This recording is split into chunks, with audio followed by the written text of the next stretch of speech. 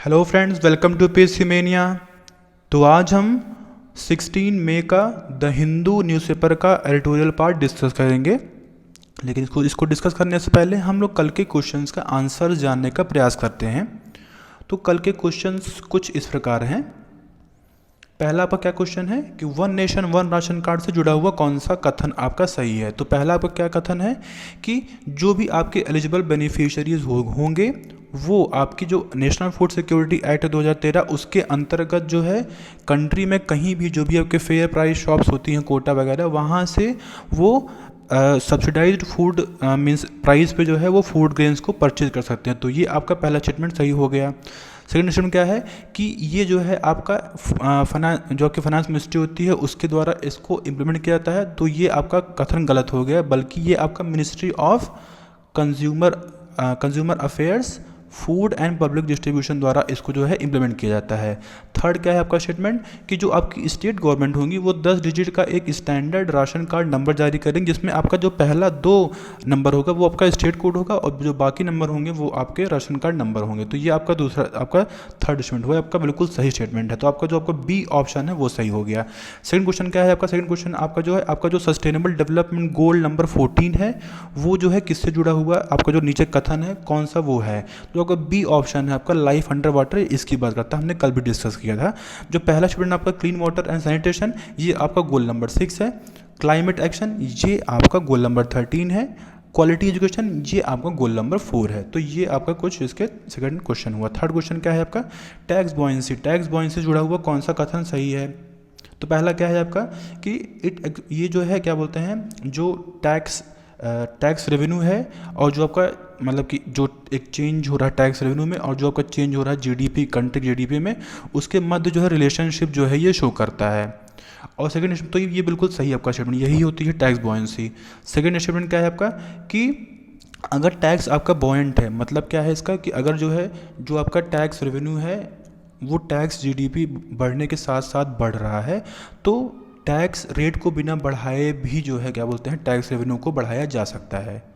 आप समझे इसका मतलब? इसका मतलब यही हुआ कि मान लीजिए आज आपका जो है टैक्स रेट 5% है, आपके इनकम पे लग रहा है, लेकिन अगर मान लीजिए जो है टैक्स रेट जो आपका रेवेन्यू है वो कलेक्शन उसका ज़्यादा हो रहा है, तो सरकार को टैक्स रेट की बढ़ाने की आवश्यकता नहीं है।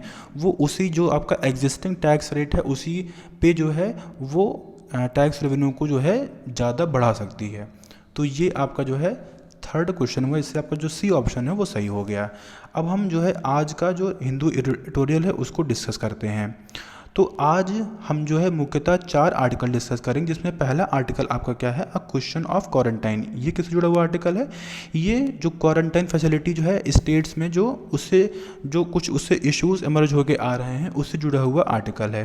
तो क्या इश्यूज़ हैं? इश्यूज़ ये हैं कि जो आपका जो सिस्टम ऑफ क्वारंटाइन है आपके पूरे स्टेट्स में वो यूनिफॉर्म नहीं है। मतलब कि कुछ स्टेट्स क्या बोलते हैं कॉम्प्लाई नहीं कर रहे हैं होम क्वारंटाइन का, वो तो खैर आपकी जो है जो मिनिस्ट्री ने जो है ये जारी किया ही था, लेकिन कहीं कहीं हम देखेंगे अभी क्या क्या केसेस हैं जिससे जो है ये यूनिफॉर्म जो है जो क्वारंटाइन फैसिलिटी है वो नहीं है। और हम जानते हैं कि इस समय क्वारंटाइन जो फैसिलिटी है उसका रोबस्ट होना बहुत ही इंपॉर्टेंट है, क्योंकि अगर डिजीज़ को कंटेन करना है जो ट्रांसमिशन रेट है और जो फ्लैटनिंग कर्व की बात हो रही है, तो उसमें क्वारंटाइन फैसिलिटीज़ को जो है रोबस्ट बनाना बहुत ही आवश्यक है।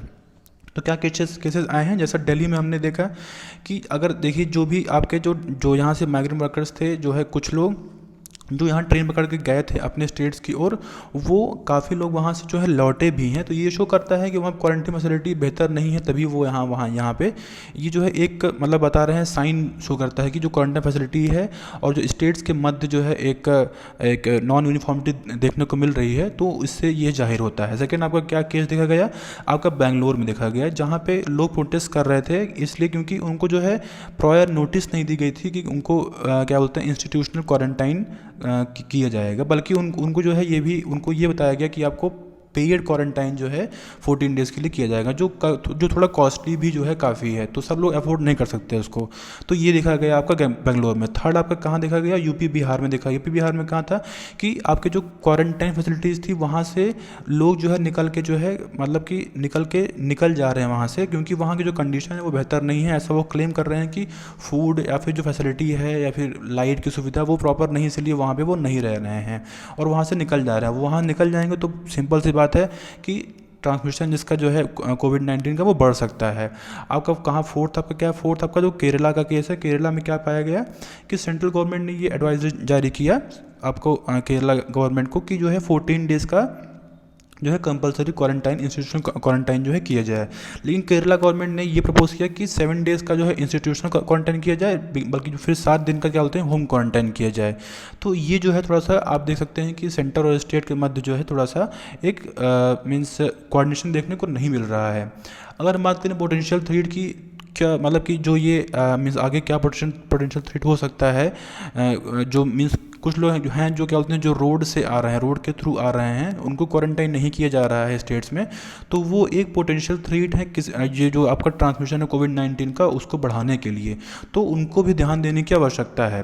तो आगे वे फॉरवर्ड की अगर बात करें तो इसमें क्या है, इसमें आपका यही है कि जो आपका सेंटर है वो स्टेट के मध्य जो है एक कंसेंसस डेवलप हो, और ताकि जो है जो एक क्वारंटाइन मॉडलिटीज़ है, मतलब क्या कह सकते हैं कि जो एडवाइजरी है जो जारी कर रही है उसके लिए क्या क्या ज़रूरी है, मतलब जैसे आपका एक मीन्स जो आपका पीरियड है 14 डेज़ का वो एक मीन्स यूनिफॉर्म होना चाहिए सेंटर के द्वारा, और क्या एक बेसलाइन और डिसेंट और फ्री अकोमोडेशन जो है देने की आवश्यकता है। मतलब अगर क्वारंटाइन आप प्रोवाइड कर रहे हैं तभी लोग वहाँ ठहरेंगे, अगर अकोमोडेशन नहीं सही रहेगा तो वो लोग वहाँ नहीं ठहरेंगे, वो निकल के जो है भागी जाएंगे, जैसा हमने यूपी और बिहार में देखा। अंत में ये कहते हैं कि ऐसा हेल्थ मिनिस्ट्री ने जो है 10 मई के नोटिफिकेशन में जारी किया था कि जो है लोग क्या मीन्स अगर क्या बोलते हैं अगर आपका जो है थोड़ा सा माइल्ड है या फिर एसिम्प्टोमेटिक केस है तो उनको होम क्वारंटाइन किया जा सकता है, और ये ऐसा मिनिस्ट्री ने कहा था। तो ये इससे जाहिर होता है कि जो हमारा मीन्स स्टेट है, जो हमारी पब्लिक फैसिलिटीज़ हैं वो क्या बोलते हैं वो मीन्स उनके पास प्रॉपर फैसिलिटी नहीं है क्वारंटाइन करने की।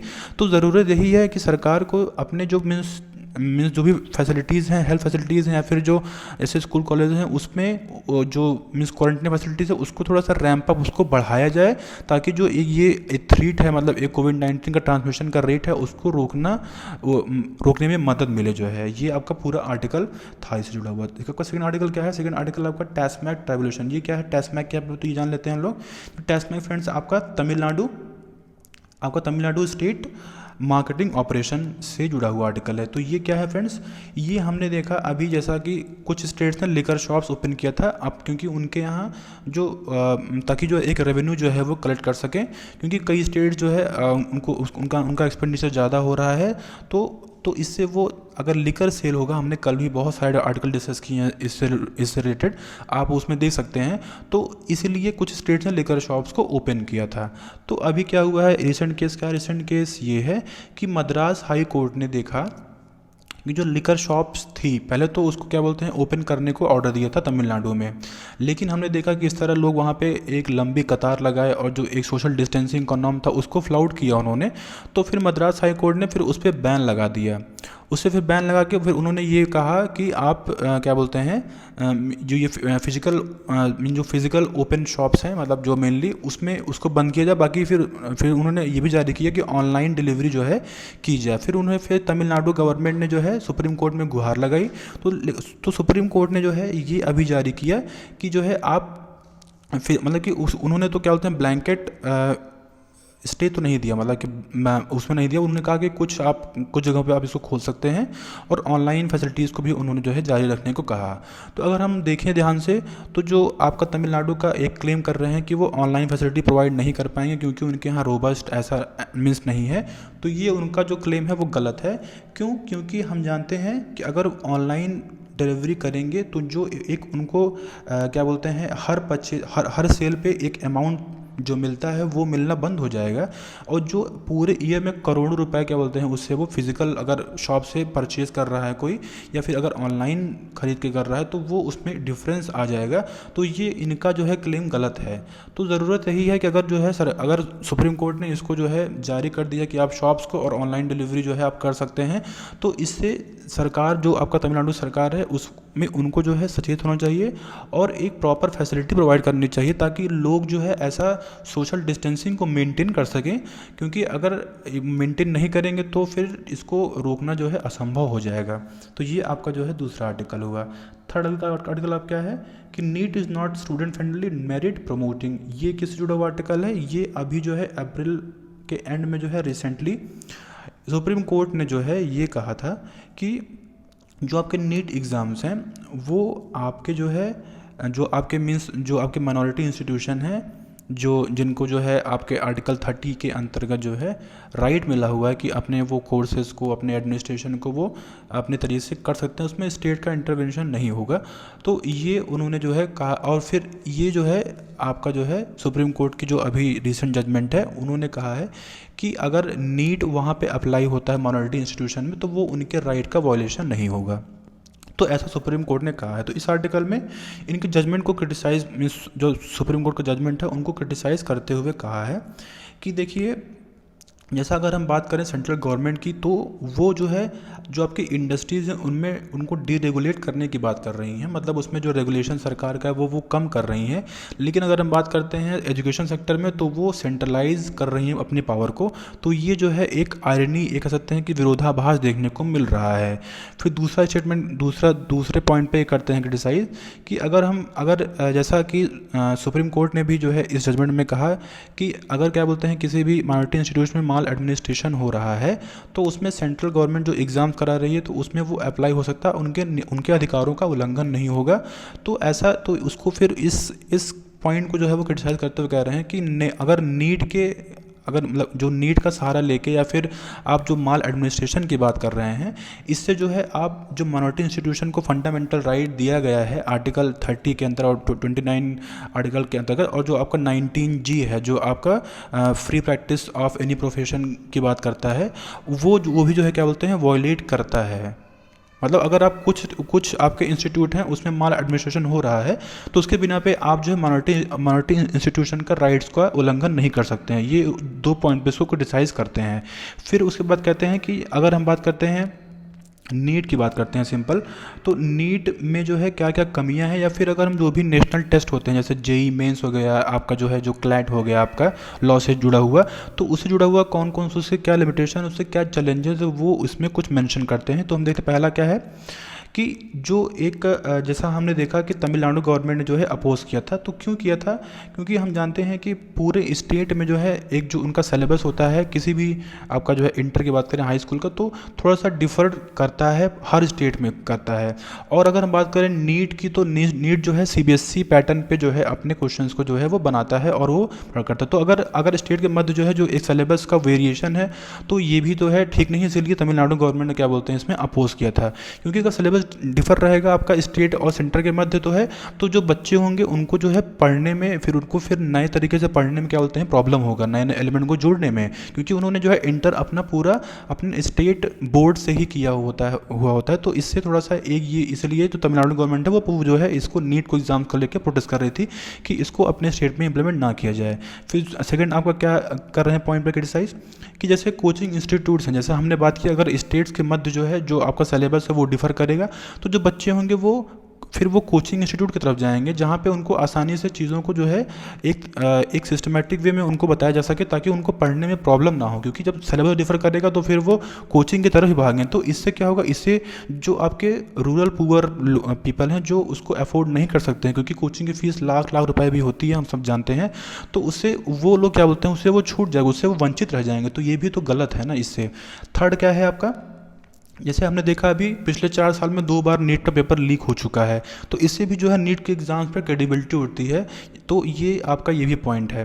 फोर्थ पॉइंट क्या है आपका कि जैसा देखा हमने जो है अभी लास्ट ईयर देखा था कि उसमें कुछ क्वेश्चंस जो है रॉन्गली जो है उसको ट्रांसलेशन हुआ था, तो जिससे आपका मद्रास हाई कोर्ट ने जो है उनको जो है फ्री मतलब कि जो क्वेश्चन हम गलत हुए थे उसमें जो है नंबर मतलब कि देने की बात कही थी मद्रास हाई कोर्ट ने, लेकिन फिर जो है उसको सुप्रीम कोर्ट ने ओवररूल कर दिया था ये कहते हुए कि जो है क्या क्या मतलब कि ऐसा नहीं है, अगर आप क्वेश्चन गलत हैं तो जो बच्चे उसको सॉल्व नहीं किए रहेंगे उनको जो है फ्री में नंबर देना ये उचित नहीं है। तो उसको सुप्रीम कोर्ट ने जो है क्या बोलते हैं आपका जो है खारिज कर दिया था उनको, मद्रास हाई कोर्ट के जजमेंट को। पांचवा क्या है, पांचवा अगर हम बात करें तो आपके जो वेस्टर्न कंट्रीज़ के स्कॉलर्स हैं वो उनका कहना ये है कि जो आपका कॉमन टेस्ट होता है जो आपके, वो जो है ये आपका मेज़र नहीं है एबिलिटी चेक करने के लिए। क्या क्या एबिलिटी, जैसे आपका इमेजिनेशन हो गया, क्यूरियोसिटी हो गया, आपका मोटिवेशन हो गया, ज़रूरी नहीं है अगर आप वर्नाकुलर जो उनका स्टेट का मीन्स होता है, अगर वो स्टेट एग्ज़ाम्स भी देते हैं तब भी उनकी एबिलिटी, इमेजिनेशन या मोटिवेशन जो है डेवलप हो सकती है। तो ये आपका वेस्टर्न स्कॉलर्स का कहना है। फिर एक यूएस का एम्पिरिकल रिसर्च स्टडी हुआ था, उसमें ये पाया गया कि आपका जो कॉमन टेस्ट होता है वो आपके जो है अंडर प्रिविलेज पुअर या वुमेन या फिर जो आपके कहते हैं माइनॉरिटी सेक्शन होते हैं उनके अगेंस्ट होता है। जैसा हमने देखा अभी जो है कि किस तरह ये आपका नीट या फिर कोई भी एग्ज़ाम जो होता है वो उनका सिलेबस डिफ़र करता है, तो इसीलिए फिर वो कोचिंग तक जाते हैं। तो जो आपके रिच होंगे वही अफोर्ड कर पाएंगे, जो पुअर होंगे वो छूट जाएंगे। तो ये आपका इसी पॉइंट से प्रूव होता है, और ये ऐसा रिसर्च में भी पाया गया यूएस के एम्पेरिकल रिसर्च स्टडी में। आपका 7 पॉइंट क्या है, 7 पॉइंट ये है, ये सब हम देखते हैं कि जो आपके कहते हैं माइनॉरिटी इंस्टीट्यूट होते हैं वो जो है सीट्स को फिल नहीं कर पाते हैं, तो उससे क्या होता है वो सीट्स जो है वेकेंट आ जाती है, और अगर वो कोई भी सीट वेकेंट आ जाती है तो वो कंट्री का ही लॉस है। क्योंकि हमने अभी देखा कोविड-19 के परिप्रेक्ष्य में कि किस तरह डॉक्टर और पॉपुलेशन का एक वीक रेशियो देखने को मिला इस कोविड-19 के पैंडेमिक में। तो अगर कोई भी सीट अगर खाली रह जाएगी तो फिर वहाँ वो फिल नहीं हो पाएगी, तो फिर जो एक डॉक्टर्स की कमी है वो देखने को क्या बोलते हैं आगे भविष्य में मिल सकती है। तो ये कुछ पॉइंट्स जो है ये बता रहे हैं कि जब भी कोई कॉमन टेस्ट या फिर क्या बोलते हैं ऐसा टेस्ट होता है तो उसके ये लिमिटेशन या चैलेंजेस होते हैं। तो अब हम देखते हैं कि कुछ अगर क्या बोलते हैं मल्टीपल टेस्ट होता है, मतलब अलग अलग इंस्टीट्यूट या फिर अलग अलग स्टेट बोर्ड्स अपने एक टेस्ट अगर करा रहे हैं कोई भी एंट्रेंस या फिर कोई किसी भी चीज़ का, तो उसके एडवांटेज क्या क्या होते हैं। जैसे मान लीजिए कोई भी पर्सन या बीमार पड़ जाता है या फिर मान लीजिए किसी में अच्छा परफॉर्म नहीं करता है किसी भी टेस्ट में, तो उनके पास ऑप्शन होता है कि वो दूसरे टेस्ट में परफॉर्म कर सकते हैं। ये आपका क्या बोलते हैं इसका एडवांटेज है मल्टीपल टेस्ट का। और क्या दूसरा आपका एडवांटेज इसमें कि आप कोई भी मतलब पर्सन है वो उनको एक अधिकार होता है वो किसी भी इंस्टीट्यूट को अपने अकॉर्डिंग अपने चॉइस के अकॉर्डिंग वो चूज़ कर सकते हैं। लेकिन अगर आपका जो है कॉमन टेस्ट होगा तो उसमें जो भी आपका काउंसलिंग होगा उसी के अंतर्गत जो आपको इंस्टीट्यूट मिलेगा वो आपको लेना पड़ेगा। तो ये आपका कहा गया तो उनके अधिकारों का उल्लंघन भी होता है। तो इससे जुड़ा हुआ आपका जो है जो आपका आर्टिकल 3 है जो आपका माइनॉरिटी इंस्टीट्यूट को जो है राइट प्रोवाइड करता है कि अपने अकॉर्डिंग जो है वो सिलेबस को एडमिनिस्ट्रेशन को मैनेज कर सकते हैं, इसमें आपका स्टेट का जो है इंटरवेंशन नहीं होगा। तो ये आपका जो है क्या बोलते हैं उससे जुड़े हुए बहुत सारे आपके सुप्रीम कोर्ट के जो है जजमेंट्स हैं वो हम जो है शॉर्ट में देख लेते हैं। तो पहला आपका क्या जजमेंट है, पहला आपका जजमेंट है 1957 में जो है एक जजमेंट आई थी, 1957 में। तो आपका क्या था केरला एजुकेशन बिल, उसमें क्या कहा गया था, उसमें ये कहा गया था कि जो आपका क्या बोलते हैं ये आपका आर्टिकल 30 है, ये एक कॉन्साइंस ऑफ द नेशन है। ये फिर उसके बाद उसमें जस्टिस दास ने ये भी कहा था कि मतलब जैसे कोई क्या बोलते हैं माइनॉरिटी इंस्टीट्यूट हैं वो अपने चॉइस के अकॉर्डिंग जो है वो मतलब कोई भी आपका सिलेबस या फिर जो चीज़ें हैं उसको अपने इंस्टीट्यूट में जो है या फिर मान लीजिए कोई एडिशनल क्वालिफिकेशन भी ला रहे हैं अपने कोई भी कोर्सेज़ को कैरी आउट करने के लिए तो वो कर सकते हैं। ऐसा जस्टिस दास ने जो है आपके 1957 केरला एजुकेशन बिल में जो है केस में ये कहा था। उसके बाद 1962 का एक केस है, ये क्या है सिद्धर्थ साभाई एंड अदर्स ये केस था। तो इसमें क्या कहा गया था, इसमें ये कहा गया था कि जो भी आपका क्या बोलते हैं ये है जैसे ये हमने बात किया था आपका आर्टिकल 30, तो ये आपका क्या बोलते हैं एज अ इसमें भी क्या बोलते हैं ये इसकी सैंक्टिटी को जो है उन्होंने मेंटेन किया था इस जजमेंट में 1962 में। फिर 1975 में एक आया था Ahmedabad Saint Xavier's college case, उसमें ये कहा था उन्होंने कि जैसा ये आपका आर्टिकल 30 है ये एब्सोल्यूट राइट है उनका, क्योंकि माइनॉरिटी इंस्टीट्यूट जो है उनका कल्चर अलग होता है तो वो अपने कल्चर को जो है वो उसको मैनेज कर सकते हैं, ताकि क्योंकि वो अगर वो मेजॉरिटी में आएंगे तो उनके जो कल्चर है वो डिप्लीट होने का जो है खतरा रहता है, उसमें एक रिस्क होता है। इसलिए क्या बोलते हैं उसको उन्होंने एब्सोल्यूट राइट कहा था। Ahmedabad Saint Xavier's college 1975 case में। उसके बाद 1978 आपका लिली कुरियन केस में ये कहा गया था कि ये आपका आर्टिकल 30 जो है एक ये सैक्रेड ऑब्लिगेशन है स्टेट के ऊपर, इसको ताकि उनको मेंटेन करें, उसमें उसको वॉयलेट ना करें।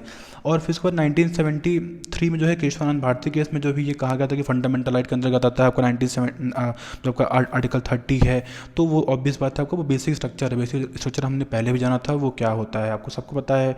फिर TMA पाई फाउंडेशन 2002 केस में ये बताया गया था, जो 11 जज बेंच का केस था, उसमें ये बताया गया था कि अगर जो है कोई भी इंस्टीट्यूट है तो अगर वो अपने एडमिशन को ट्रांसपेरेंट या फेयर जो है रखता है, तो वो जो है क्या बोलते हैं, वो अगर ट्रांसपेरेंट रख रहा है और फेयर रख रहा है तो वो एक कॉमन टेस्ट के बजाय जो है बेहतर है। उसमें जो है उसकी मीन्स अगर आपका में कोई भी माइनॉरिटी इंस्टीट्यूट है तो उसको उसकी सैंक्टिटी को जो है मेंटेन किया जाए। उसके बाद आपका एक 2003 में इन्हीं के TMA पाई वर्सेस जो TMA पाई केस था 2002, उसको जो है जस्टिफाई करते हुए ये कहा था कि आपका क्या केस था, Islamic academy of education and another 2003 act आपका जो केस था, उसमें यह कहा गया था कि कोई भी आपका जो है जो भी इंस्टीट्यूट होता है, ठीक है, अगर वो उनका जो मीन्स जो एडमिशन मैकेनिज्म है वो ट्रांसपेरेंट है और जो प्रोसीजर है वो भी ट्रांसपेरेंट है, 25 साल तक अगर वो क्या बोलते हैं ऐसा कर रहे हैं तो उनको कॉमन एंट्रेंस टेस्ट से जो है एग्जेम्प्ट कर सकते हैं। तो ऐसा जो है इन्होंने जो है कहा था। तो ये आपका पूरा आर्टिकल ये हुआ फ्रेंड्स। आपका लास्ट आर्टिकल क्या है, challenge of behaviour change. Challenge of behaviour change क्या है, सिंपल आपका जो हमने देखा जैसे अभी क्या बोलते हैं इसमें पैंडेमिक के टाइम जो है कोविड-19 के टाइम अगर जितना आपका कारगर कोई भी गुड पॉलिसी या फिर मेडिकल एडवाइस है उतना ही कारगर आपका जो है जो एक सोशल बिहेवियर का एक गाइडलाइन जो है सरकार जारी कर रही है, जैसा हम अभी आगे देखेंगे कोविड-19 परिप्रेक्ष्य में, तो वो भी उतना ही आवश्यक है जितना आपका जो है मेडिकल एडवाइस आवश्यक है इस समय। आगे फिर बात करते हैं कि सोशल मार्केटिंग की। सोशल मार्केटिंग क्या होती है, सोशल मार्केटिंग मतलब ये होती है कि ऐसा जो आपका कोई मीन्स बिहेवियर चेंज थ्योरी को जो है अपना के लोगों को मतलब इन्फ्लुएंस किया जाए उनके बिहेवियर को चेंज करके, ताकि जो है एक पूरी सोसाइटी या फिर जो आपका टारगेट ऑडियंस है उनको बेनिफिट मिल सके। मतलब ये थ्योरी का अप्लाई करते हैं बिहेवियर चेंज थ्योरी का, और ऐसे कुछ ट्रिक अपना के, ऐसे कुछ मेजर्स अपना के, ताकि जो है एक पूरे सोसाइटी को उससे लाभ हो सके। और इसके कई क्षेत्र में इसका इस्तेमाल कर सकते हैं, जैसे आपका पब्लिक हेल्थ हो गया, आपका सेफ्टी हो गया, आपका इन्वायरमेंट कंसर्न्स हो गया, उससे जुड़े हुए आपका जो सोशल मार्केटिंग है उसको जो है इस्तेमाल कर सकते हैं। तो ऐसा अभी आगे हम देखेंगे, तो उसमें बजाय आपका सिंपल मीन्स सिर्फ मेडिकल इंस्ट्रक्शन है फिर उसको देने से, अगर आपका एक इमोशनल इंस्ट्रक्शन भी जो है दिया जाए तो वो जो है एक कारगर हो सकता है। क्योंकि हमने देखा सिगरेट, जैसा हमने देखा कि सिगरेट पैकेट के ऊपर एक पूरा एक बना होता है फेफड़ा, पूरा ख़राब सा फेफड़ा बना होता है, लेकिन फिर भी जो है ये एक इंस्ट्रक्शनल चीज़ें हैं, लेकिन फिर भी इसको जो है कंटेन नहीं किया। लेकिन जो सिगरेट का जो एक फ्रिक्वेंसी है अभी वो कम नहीं हुई, अभी भी क्या बोलते हैं लोग ज़्यादा मात्रा में सिगरेट पी रहे हैं। तो आप देख सकते हैं जब तक इमोशनल लेवल पे जिसको टच नहीं किया जाएगा तब तक जो है क्या बोलते हैं उसको नहीं जो है उसको कंटेन किया जा सकता है। अगर अभी इंडिया के केस में देखा हमने कि किस तरह हमारे प्राइम मिनिस्टर जी जो है कि किस तरह उन्होंने जो जनता कर्फ्यू का और लाइटनिंग कैंडल्स का जो है मीज़र लेके किस तरह लोगों के अंदर एक पैट्रियोटिज्म और जो उनके अंदर एक रिस्क का मतलब था, जो है एक डर बना हुआ था, उसको दूर करने का पूरा प्रयास किया उन्होंने। तो हमने देखा किस तरह वो कारगर भी हुआ, कई लोग उसको अच्छे से फॉलो भी किए। फिर सिंगापुर में जो है हमने देखा कि किस तरह उन्होंने एक सॉन्ग बनाया कि सिंग टुगेदर सिंगापुर, और फिर उन्हें जो है और पूरे एक टॉर्च लाइट जला के जो है जो फ्रंट लाइन वर्कर थे, जो माइग्रेंट वर्कर्स थे, उनको जो है एक प्रोत्साहन दिया। तो ये भी वहाँ पे वर्कआउट हुआ। और अगर हम बात करते हैं आगे बात करें बांग्लादेश में 1970s में जो है, जैसा अगर हम बात करें एक अगर एक इंटेंडेड इंडिविजुअल पे जो है इसको फोकस किया जाए, जो आपका बिहेवियर चेंज का जो एक सोशल की बात करते हैं इसमें सोशल बिहेवियर चेंज की, तो अगर एक इंडिविजुअल पे टारगेट किया जाए ना कि बजाय पूरे सोसाइटी पे, तो इसका इफेक्ट ज़्यादा देखने को मिलता है। जैसा हमने देखा आपका बांग्लादेश 1970s में जब आपका फैमिली प्लानिंग की बात कर रहे थे, जब उन्होंने फैमिली प्लानिंग की बात की पूरे देश में, तब वो उतना कारगर साबित नहीं हुआ। बल्कि उसमें सिर्फ और सिर्फ जो कि वुमेन्स थी वही पार्टिसिपेशन उनका ज़्यादा बढ़ा, लेकिन जो मेंस थे जो एक घर में पूरा एक डिसीजन मेकिंग करते हैं उनके अंदर कोई ऐसा चेंज देखने को नहीं मिला। अपने इंडिया में ही जो है जब बात कर रहे थे हम लोग क्या बोलते हैं नसबंदी की, तो वुमेन्स में नसबंदी जो है ज़्यादा हुई, लेकिन जो मेंस में जो है नसबंदी काफ़ी कम हुई। तो ये अपने इंडिया में भी जो है देखा गया था। तो उसके बाद उन्होंने क्या बोलते हैं कैंपेन चलाया, उसमें जो है सिर्फ जो वुमेन्स थी उनको कॉन्ट्रासेप्टिव जो है बांटने को जो है जारी किया। तो उससे जो है फिर काफ़ी हद तक जो है चीज़ों को कंट्रोल किया। फिर जो मेंस थे उनके भी उनको भी जो है प्रॉपरली जो है मीन्स पार्टिकुलरली उनको जो है बताया गया कि किस तरह अगर कम बच्चे रहेंगे तो आप बेटर तरीके से अपनी फैमिली को मैनेज कर सकते हैं, उनको मोटिवेट किया गया। तो उसका बेनिफिट जो है भी उनके कंट्री में दिखा। फिर अगर हम बात करें अभी इस समय, तो एक ऐसा जो है पाया गया कि एक उसमें स्टडी किया गया था, तो उसमें ये पाया गया कि अगर हम बात करें जो अल्कोहल बेस्ड हैंड रब होता है और जो आपका सोप होता है उसमें डिफरेंस ये पाया गया कि कैसे बिहेवियर का चेंज मतलब देखने को मिला, और कैसे सरकार ने जो है फिर जो अल्कोहल बेस्ड हैंड रब है उसको जो है उसके प्रोडक्शन को बढ़ाने की बात की। क्योंकि जो है लोग आपका हैंड्स जो सोप होते हैं उसका कम इस्तेमाल करना पसंद करते हैं, बजाय वो अपने हैंड रब का जो है फिर आपको जो होता है उसको।